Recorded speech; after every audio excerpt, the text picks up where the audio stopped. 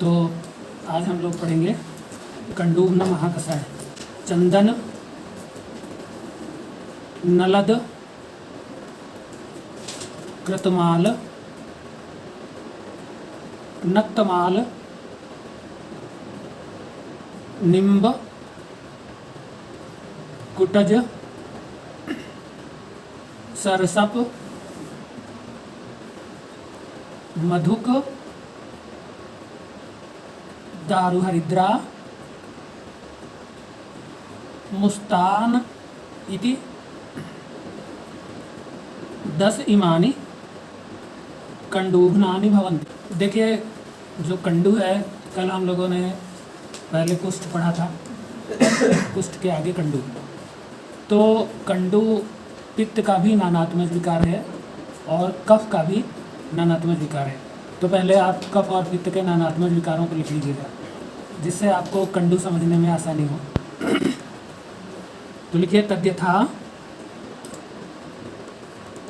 दाह, औष्ण्य, पाक, क्लेद, स्वेद, कोथ, कंडू, स्राव,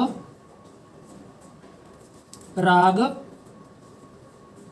आयथास्वम च गंधवर्ण रस अभिनिर्वर्तनम पित्तस्य कर्माणि। अभिनिवर्तनम पित्तस्य कर्माणि तैरन्वितं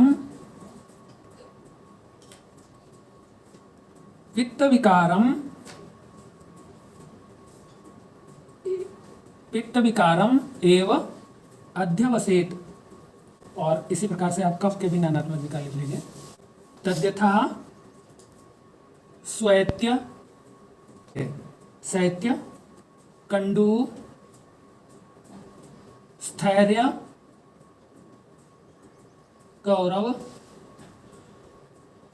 स्नेह, सुप्ति, क्लेद, उपदेह, बंध, माधुर्य,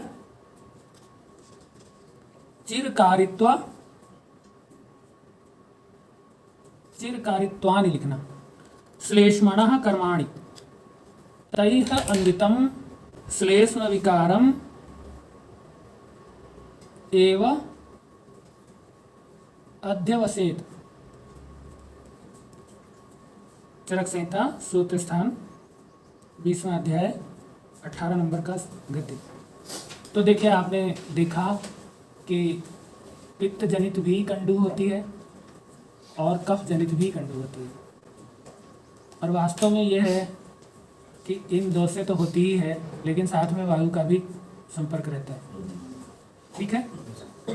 तो पहले तो हम दो विशेष तरीके से जान रहे हैं कि पित्त से और कफ से। तो इसको हम लोग कैसे समझेंगे और कैसे उसकी चिकित्सा करेंगे। तो जब भी रस धातु, कंडू में रस धातु का दुष्ट होना निश्चित है।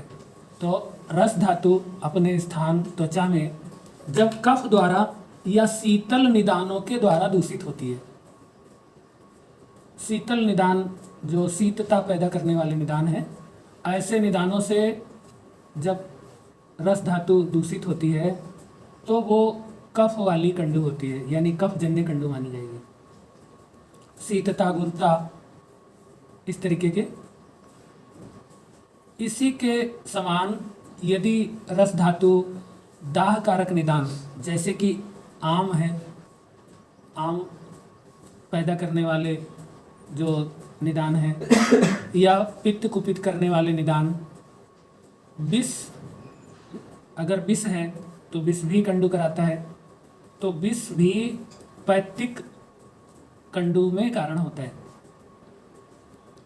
इस प्रकार से जो विष वाले निदान हैं या जो विषाक्तता है, पित्त कुपित करने वाले निदान है, दाहकारक जो द्रव्य है, ठीक है, उष्ण द्रव्य है, तीक्ष्ण द्रव्य है, ऐसे द्रव्य यदि कोई व्यक्ति सेवन कर रहा है और उससे उसकी रस धातु दूषित हो रही है तो उसमें कंडू होगी, लेकिन वो कंडू दाह से युक्त होगी, यानी कंडू के साथ साथ में दाह होगा। जैसे चुमचुमायन वगैरह होता है, ओस चोस होता है, तो ऐसी कंडू जो है वो आपको पता चल जाएगा कि ये या तो पैक्टिक जो भी कोई भी निदान सेवन किया गया है और उसके कारण ये कंडू उत्पन्न हो रही है। तो अब बात ये आती है कि कफ को हम सुनते आए हैं कि कफ कंडू को उत्पन्न करता है, तो फिर पित्त कैसे उत्पन्न करता है? तो यदि किसी शरीर में पहले से कफ संचित है और ऐसी संचित अवस्था में, जैसे कि अभी बसंत ऋतु में कफ कुपित होता है, तो अगर ये कफ उष्मा के द्वारा विलीन होकर के कुपित हो, उष्णता के कारण विलीन होकर के जब कफ कुपित होता है तो वो दाहयुक्त कंडू उत्पन्न करता है, ठीक है, तब उसको हम पैक्टिक कंडू मानते हैं। कफ का संयोग तो वहाँ पर भी है, ठीक है, लेकिन उसमें विशेष कंडू की उत्पत्ति के समय पित्त कारक निदानों का सेवन करना पड़ता है। पहले से कफ संचित है और पित्त कारक निदान सेवन करने से संचित हुआ कफ विलीन होकर के प्रकपित हो जाता है और इस तरीके से कंडू उत्पन्न होती है। तो इसीलिए जो पैक्टिक कंडू होती है वो दाह और स्राव युक्त होती है। तो उसमें जो स्राव हो रहा है वो विलीन कफ के कारण है और जो दाह हो रहा है वो पित्त के कारण है, ठीक है ना। लेकिन आपको तात्कालिक निदान जो समझ में आएगा वो आएगा पित्त प्रकुपित करने वाला निदान। जैसे अगर आप तेज धूप में जाएंगे और पहले से कफ संचित है तो आपके शरीर में चुभने जैसी कंडू होने लगेगी और वो कंडू अभी तीव्र जो सूर्य की रश्मियां हैं उसके द्वारा विलीन हुए कफ के कारण उत्पन्न होती है, ठीक है। अगर वो उष्ण निदानों का सेवन नहीं करेगा तो वो संचित कफ जो है वो उसमें कंडू उत्पन्न नहीं करेगा, क्योंकि वो संचित कफ जो है वो प्रकुपित नहीं है, इसलिए उसको प्रकुपित होना जरूरी है। तब जब तक वो प्राकृत स्थिति में है तो वो दोष उत्पन्न नहीं करेगा या रोग की उत्पत्ति नहीं करेगा। तो उसे प्रकुपित होने के लिए पहले कोई ना कोई पैक्टिक निदान सेवन करना पड़ेगा, ठीक है। इस तरीके से पित्तजन्य कंडू होती है। और जो प्रथम थी कि जो कफ पहले से बढ़ा हो या ना बढ़ा हो, लेकिन अभी आपने निदान सेवन किया और उससे कफ कुपित हो गया। अब ये कफ कैसे कुपित होगा? अगर इसमें कोई भी ऐसा निदान सेवन किया गया जो कफ की शीतलता को बढ़ाता है। आपने कोई भी आहार विहार सेवन किया जिसमें अत्यधिक शीत गुण है तो वो कफ के एक गुण को बढ़ा देता है, ठीक है, और ऐसे में कफ प्रकुपित हो जाता है। देखिए, कफ के यदि सारे गुण बढ़ेंगे तो वो बैलेंस कंडीशन में रहेगा। एक ज़्यादा बढ़ा एक कम बढ़ा तो वो प्रकुपित हो जाएगा, कोई बढ़ा कोई नहीं बढ़ा तो भी प्रकुपित हो जाएगा। आप समझ पा रहे हैं? अगर टोटल बढ़े तो कफ बढ़ेगा, यानी कफ का क्षय होगा। सभी गुणों की वृद्धि हो रही तो गुण बढ़ रहा है, मतलब द्रव्य बढ़ रहा है, ठीक है कि नहीं जी। तो वहाँ कफ का क्षय हो रहा है लेकिन प्रकोप नहीं हो रहा है।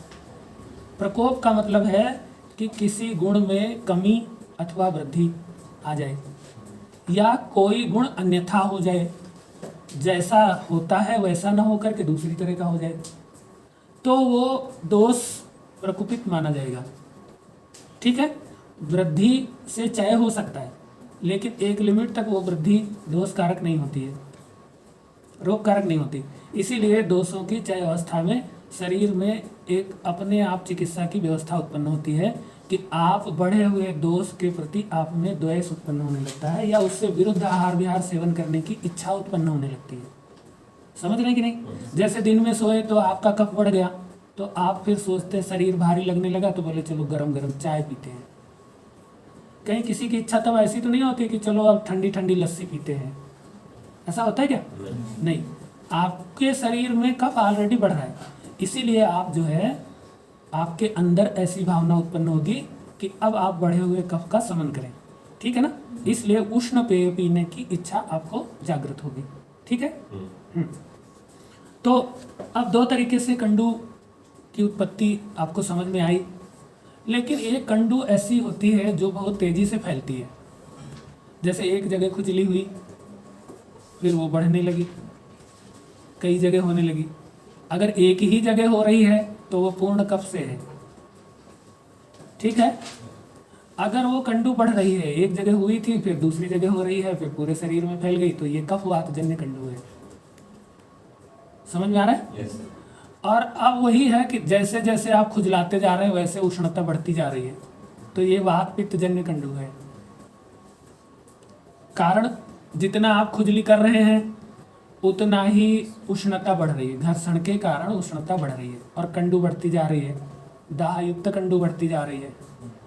तो यहाँ आप घर्षण कर रहे हैं, घर्षण से वायु बढ़ रही है, वायु भी बढ़ रही है और पित्त भी बढ़ रहा है, उष्मा बढ़ रही है, इससे कफ विलीन होता जा रहा है और परिणाम स्वरूप जो है वो कंडू बढ़ती जा रही है।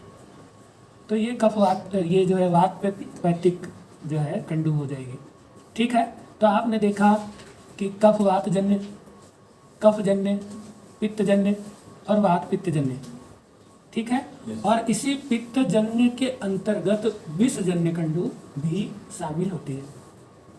तो ऐसे विष दो तरीके के होते हैं, एक ऐसे वाले विष जो कफ को कुपित करते हैं, तो वो कंडू ही केवल होती है, उसमें दाह नहीं होता। और जैसे केमाच के जो रोम होते हैं Yes. वो यदि आपके शरीर पे लगते हैं तो कंडू दाहयुक्त होती है और पूरे शरीर में फैलती है, ठीक है। हाँ, ऐसे विष के द्वारा भी होता है, दाहयुक्त कंडू होती है पूरे शरीर। अब विष भी दो तरीके के हो सकते हैं, जैसा कि आपने पढ़ा है, एक तम गुण प्रधान वाले, एक रजगुण प्रधान वाले, है ना। जिससे कि जो ऊर्ध्वगामी है वो रजगुण प्रधान है और जो अधोगामी है विष वो तम गुण प्रधान है, ठीक है कि नहीं। हमने उस दिन बताया था आपको कि विष की ऊर्ध्व और अधोगतियाँ हैं। ऊर्ध्व गति का मतलब है किसी भी क्रिया को अत्यधिक बढ़ा देना, यह है ऊर्ध्व गति। किसी भी क्रिया को अत्यधिक कम कर देना, यह है अधोगति, ठीक है। तो जो तम युक्त, तम प्रधान विष होते हैं वो किसी भी क्रिया को अत्यधिक कम कर देते हैं। जैसे श्वास गति को रोक दिया या कम कर दिया, जैसे हृदय गति को कम कर दिया, रोक दिया, ठीक है। नर्वस कंडक्शन को रोक दिया, ऐसे किसी भी गति को अगर रोक दिया, किसी भी परिवर्तन को रोक दिया तो वो अधोगति वाला विष होगा, यानी तम प्रधान विष होगा, ठीक है। अब कोई गति बढ़ जाए, श्वास गति बढ़ जाए, हृदय गति बढ़ जाए, पेरास्टैल्टिक मूवमेंट बढ़ जाए, आंत्र गति बढ़ जाए, या जीएफआर बढ़ जाए, मूत्र की फिल्टर करने की प्रोसेस जो है वो तेज होने लग जाए, इसका मतलब क्या है, वो ऊर्ध्व गति वाला विष था, ठीक है। तो नर्वस कंडक्शन बहुत तेज होने लग जाए, हेलुसिनेशंस होने लग जाए, मतलब कि वो रजोगुण प्रधान विष था, इसीलिए उसने ऊर्ध्व गति करा दी, ठीक है। तो अब हम उसी आधार पे विष जो है वो दो तरीके की कंडू पैदा करेगा। अगर जो है शीत कंडू पैदा करता है तो वो कफज कंडू के निदान में आएगी, यानी उसमें कफज चिकित्सा, कफ नाशक चिकित्सा करनी पड़ेगी।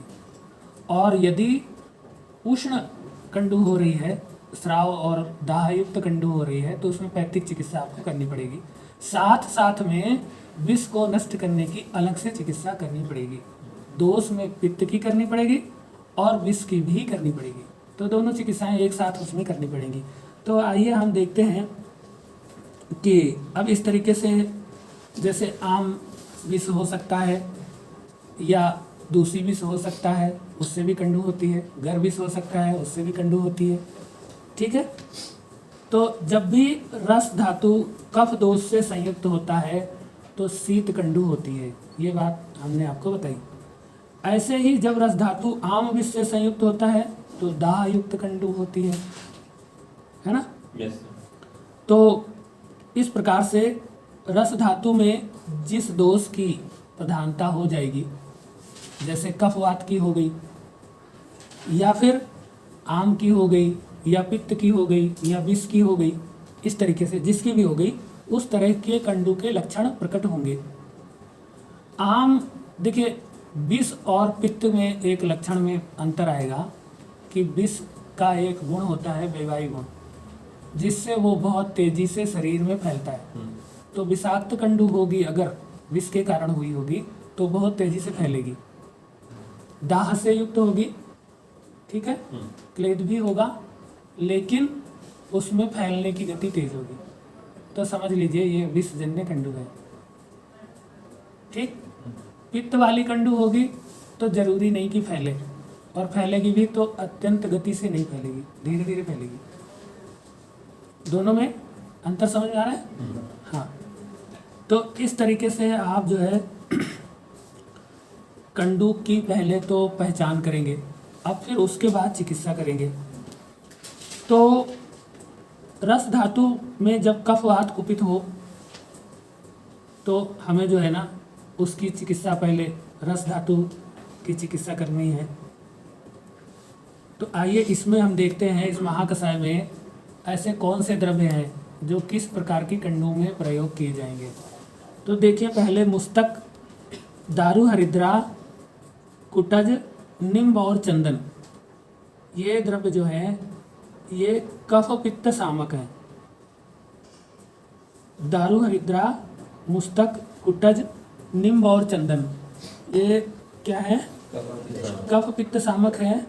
इसीलिए आम उत्पन्न कंडू को ये नष्ट करेंगे।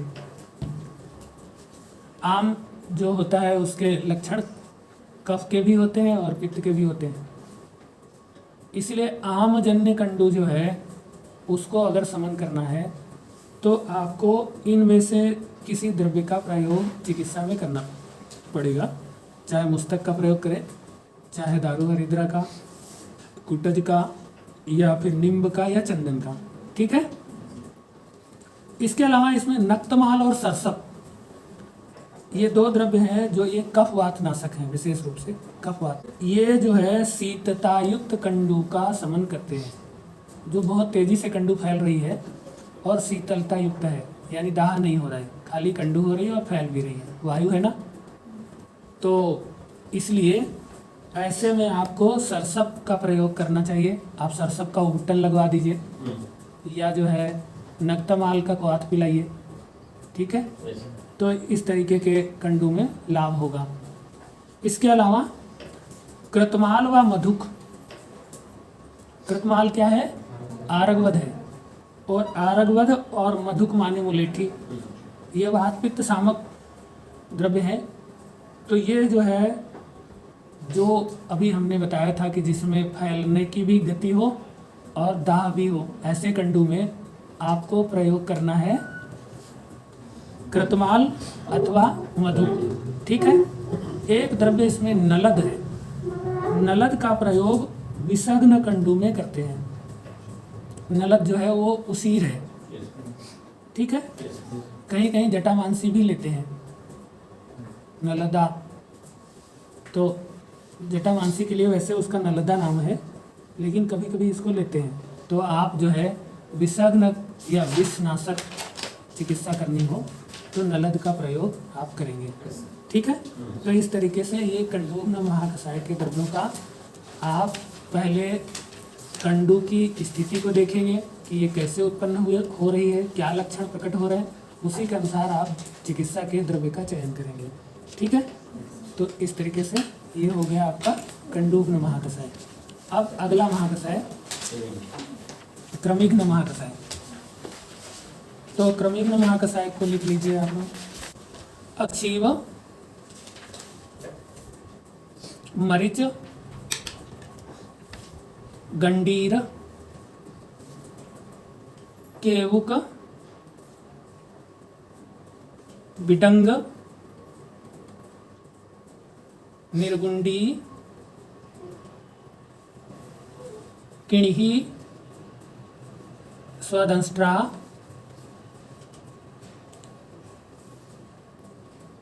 व्रसपर्णिका आखुपर्णिका इति 10 इमानि कृमिघ्नानि भवन्ति।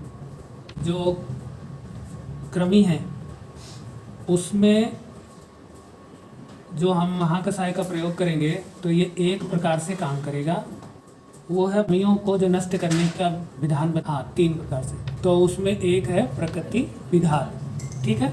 प्रकृति का मतलब है जिससे ये उत्पन्न होते हैं, उसको विघात माने उसी चीज को नष्ट करना है। जिन निदानों से, जिन कारणों से कृमि उत्पन्न होते हैं, हम उसको यदि नष्ट कर दें तो कृमि नष्ट हो जाते हैं, ठीक है। इसी क्रिया को प्रकृति विघात कहते हैं। प्रकृति विघात, पहले तो हम उसकी प्रकृति जाने, यानी किस प्रकृति से उत्पन्न होते हैं, है ना।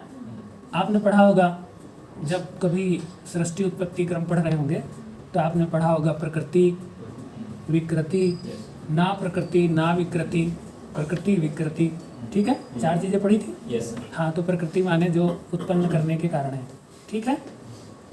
अच्छा, यहाँ पे प्रकृति का मतलब क्या था? वो 4 में से प्रकृति का मतलब क्या था? जो किसी से उत्पन्न ना हो परंतु किसी, हाँ, विकृति वो जो किसी से उत्पन्न होता हो, जो किसी से उत्पन्न हो और किसी को उत्पन्न करे, वो प्रकृति विकृति। और ना प्रकृति ना विकृति मतलब जो ना किसी से उत्पन्न होता है ना किसी को उत्पन्न करता है, ठीक है ना। हाँ, तो आइए इनकी जो प्रकृति है, कृमियों की प्रकृति क्या है जिससे ये उत्पन्न होते हैं? वो है मधुरता, क्लेदता, शीतता, पिच्छिलता और मलाधिक्य। मधुरता, क्लेदता, शीतलता, पिच्छिलता तथा मलाधिक्य, ठीक है। ये ऐसी परिस्थितियों में कृमि उत्पन्न होते हैं और वृद्धि को प्राप्त होते हैं, ठीक है।